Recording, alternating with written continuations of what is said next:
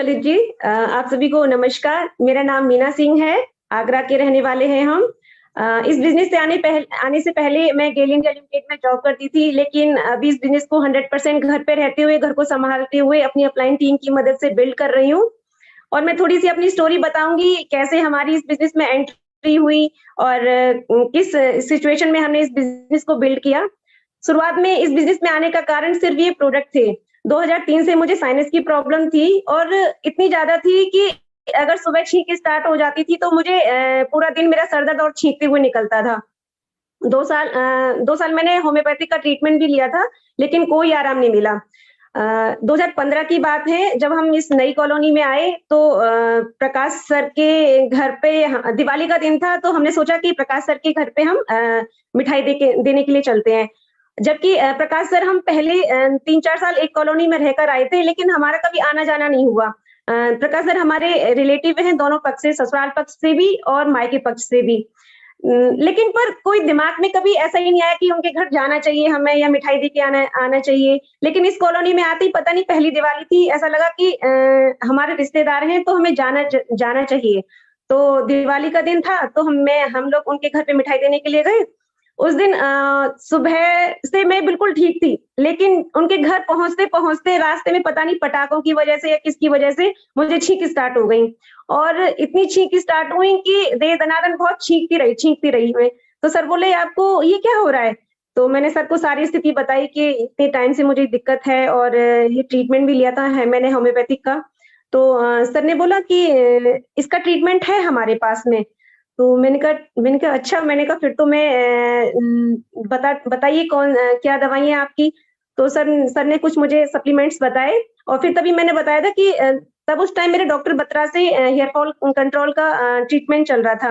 वो होम्योपैथिक का दवाइयाँ थी। तो मैंने सर को बताया कि कहीं ऐसा ना हो कि आपकी दवाइयाँ और होम्योपैथिक की दवाइयाँ मैं दोनों साथ में खाऊँगी तो कहीं साइड इफेक्ट हो जाए। तो सर बोले, "नहीं, इनका कोई साइड इफेक्ट नहीं है और आपका हेयर फॉल कंट्रोल का भी हमारे पास में सॉल्यूशन है।" तो मैंने कहा, "सर मैं वहाँ पे 20,000 ऑलरेडी दे चुकी हूँ और 4-5 महीने हो चुके हैं मुझे, लेकिन अभी तो कुछ आराम नहीं मिला है। लेकिन मैं वहाँ पैसे दे चुकी हूँ, तो मुझे लगता है कि वहीं का ट्रीटमेंट चलने दें उसका हेयर फॉल का।" तो सर बोले, "चलो कोई बात नहीं।" तो तो मैंने अपने साइनस के लिए मैंने ये न्यूट्रिशन लिए सर से और उसी टाइम मैंने बताया था कि मेरा बेटा भी मतलब बहुत बीमार रहता था। मतलब महीने में 2 बार मुझे उसे डॉक्टर के पास लेके ही जाना पड़ता था। तो सर ने मेरे बेटे के लिए भी 2-3 प्रोडक्ट्स बताए थे।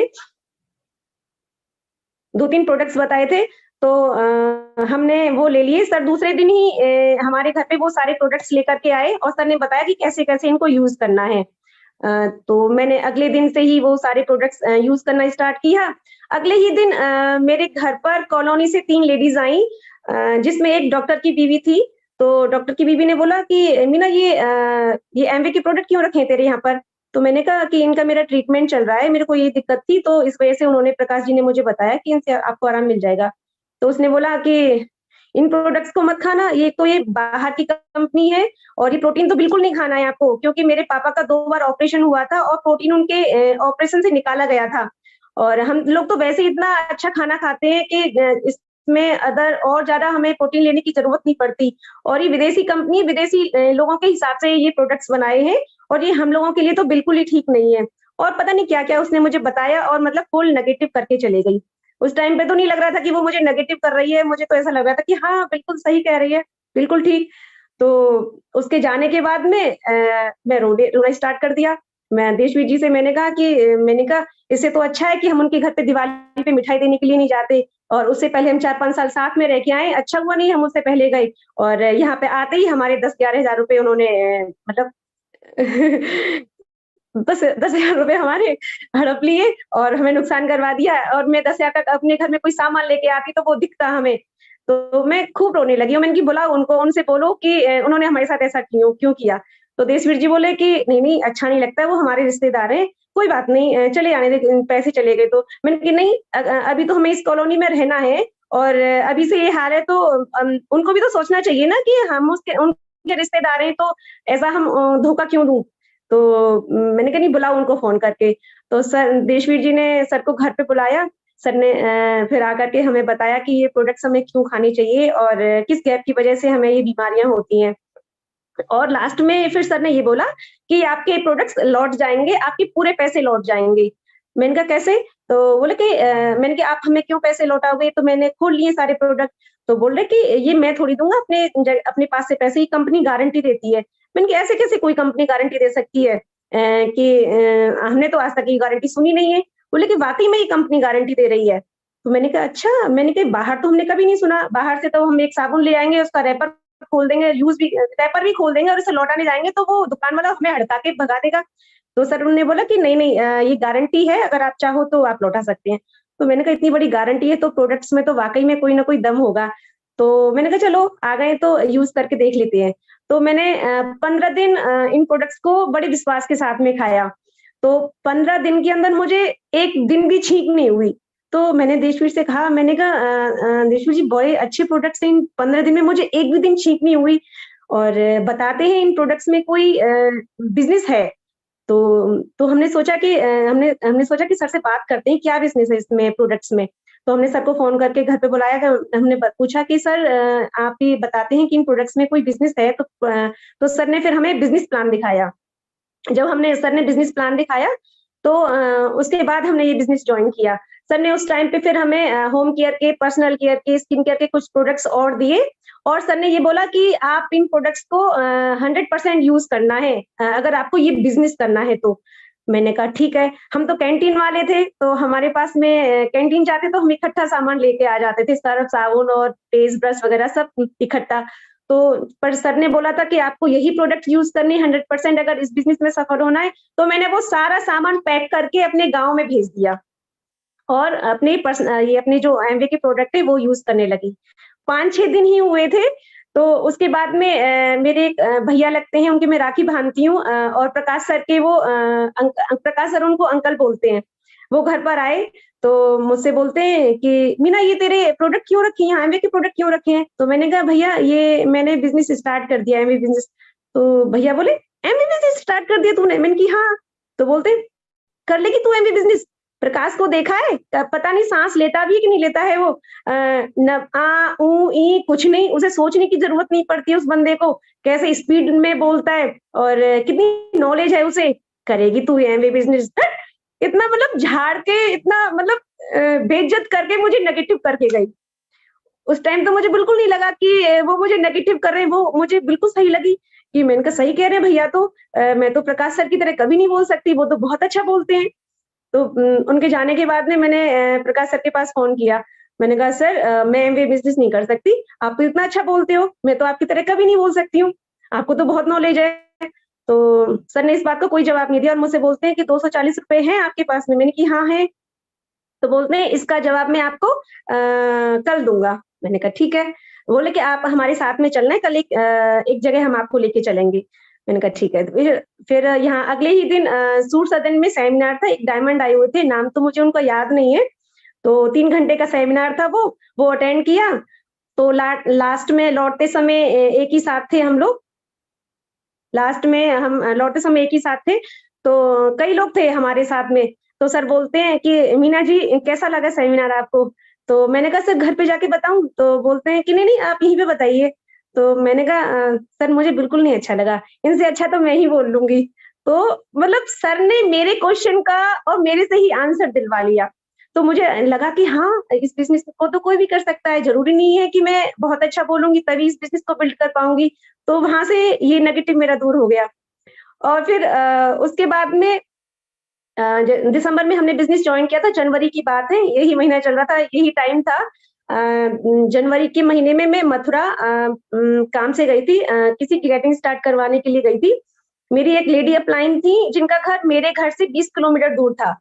मैं स्कूटी से उनके घर पर गई थी और उनके साथ फिर गाड़ी से मथुरा गई थी। लौटते-लौटते मुझे करीब साढ़े 10 बज गए थे वहाँ से और मेरा बेटा घर पे अकेला था।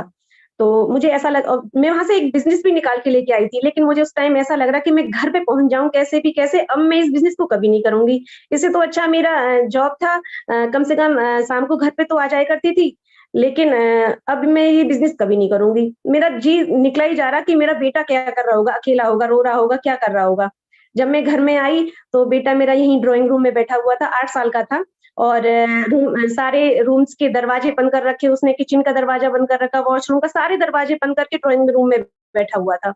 मैंने उससे पूछा कि ये तूने सारे दरवाजे क्यों बंद कर रखे हैं बेटा? तो बोल रहा, मम्मी ऐसा लग रहा था जैसे इस कमरे में से कोई आएगा, उस कमरे में से कोई आएगा, मुझे डर लग रहा था। तो मैं उसे गले लग के बहुत रोई। मैंने कहा, मैं आज के बाद एमए बिज़नेस नहीं करूँगी बेटा, कुछ भी हो जाए। मैंने कहा, तेरी वजह से तो मैंने अपनी जॉब छोड़ी है और बिज़नेस नहीं करूँगी मैं। तो हक करके मैं उसे रो रही थी, तो उसने मुझसे गले लग के बोला कि मम्मी आप ना एमए बिज़नेस मत छोड़ना।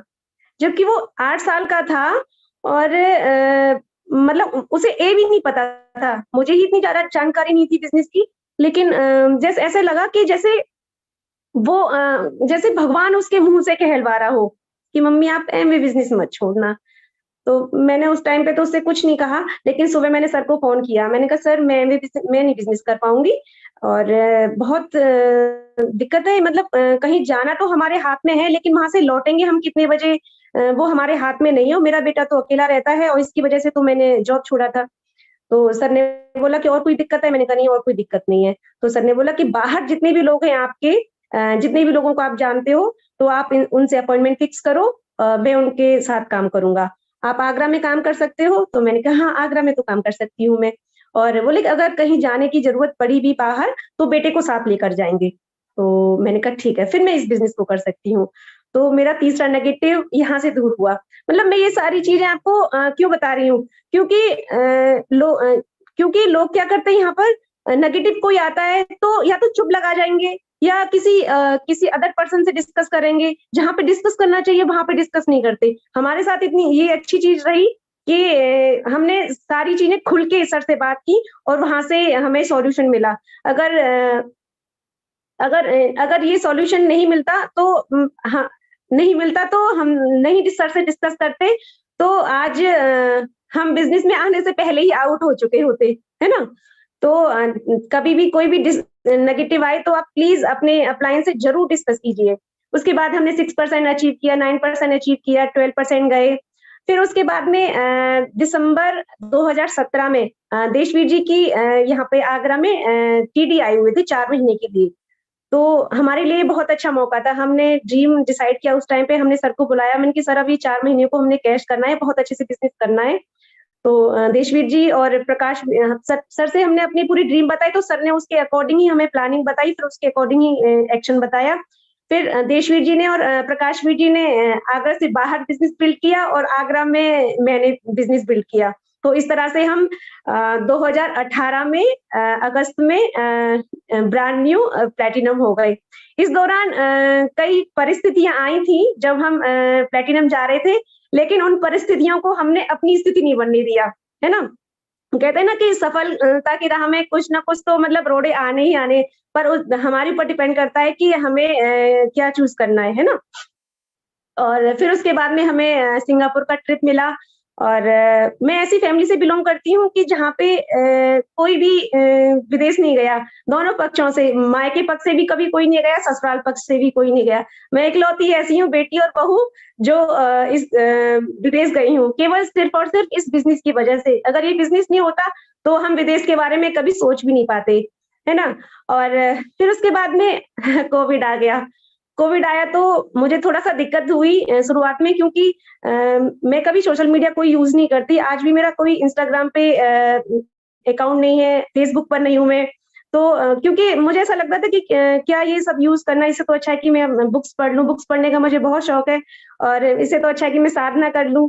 तो मैंने कभी सोचा भी नहीं कि मुझे ये सब चीज़ें इंस्टाग्राम या फेसबुक यूज़ करना है, आना चाहिए मुझे। लेकिन जब कोविड की वजह से पूरा बिज़नेस डिजिटल हो गया, तो थोड़ी-सी दिक्कत आई, पर यहाँ पे सबसे अच्छी बात ये है कि यहाँ पे एक एक्सपर्ट टीम है, जो आपको सफल कराने में आपके साथ है हर वक़्त, अगर आप सफल होना चाहते हैं तो। तो प्रकाश सर ने मुझे यहाँ पर सारी चीज़ें डिजिटली सारी चीज़ें सिखाई कि कैसे प्लान होंगे, कैसे आपके फ़ॉलो अप होंगे, कैसे कटिंग स्टार्ट करनी है, कैसे डेमोज़ करने हैं आपको, सारी चीज़ें सिखाई और आज मैं 80% इस बिज़नेस को घर से ही कर रही हूँ और 20% आज भी वैसे घर से बाहर जाना पड़ता है ना? और सबसे अच्छी बात मुझे इस बिज़नेस में मिली होप कि क्योंकि इस बिज़नेस से अलावा हम कहीं से पैसे कमा रहे होते तो जो जो कमा रहे होते तो जो लाइफ़स्टाइल आज हम यहाँ पे ले पा रहे हैं, वो लाइफ़स्टाइल हम कभी नहीं ले पाते। जैसे आज देशवीर जी अलग गाड़ी ड्राइव करते हैं, मैं अलग ड्राइव करती हूँ और इस बिज़नेस के थ्रू हमने कई प्रॉपर्टीज़ बनाई हुई हैं। अभी तो हमारा शुरुआत हुई है, अभी तो प्लैटिनम लेवल पर ही है और कई ड्रीम्स इस बिज़नेस के द्वारा पूरे हुए हैं और कुछ ड्रीम्स बड़े ड्रीम्स हैं, उनको वो भी हमें पता है कि इस बिज़नेस के द्वारा ही हमारे पूरे होंगे। क्योंकि यदि हम किसी भी चीज़ की इच्छा करते हैं और विश्वास करते हैं उसे पालेंगे, तो उसे हम ज़रूर पा सकते हैं। कैसे पाएँगे, कैसे होगा वो हमारा काम नहीं है, वो यूनिवर्स का काम है। तरीका अपने आप आकर्षित हो जाता है, ये मुझे अच्छे से पता है। इस जब हमारी सोच और desire same level, same frequency पे आ जाएँगी तो चीज़ें रियलिटी में आना शुरू हो जाएँगी। तो इसीलिए हमें यहाँ पे बस सिर्फ सोच पे काम करना है और सोच के लिए तो यहाँ पे बहुत बहुत प्यारी-प्यारी बुक्स हैं। बड़ी सोच का बड़ा जादू, अवचेतन मन की शक्ति, लक्ष्य क्या कहें जब स्वयं से बात करें, सीक्रेट, जादू, बहुत प्यारी-प्यारी बुक है। यदि आप इन बुक्स को रीड करते हो और समझते हो, तो आपकी सोच में बहुत ज़्यादा परिवर्तन आ सकता है और आप इस बिज़नेस में ग्रो कर सकते हैं। और मैं लास्ट में बस यही कहूँगी कि यदि आप इस बिज़नेस में सिस्टम को फ़ॉलो करते हैं, सिस्टम माना आपके अपलाइन, आपके मेंटर, है ना? यदि आप उनको फ़ॉलो करते हैं, तो आप इस बिज़नेस को बहुत बड़ा बना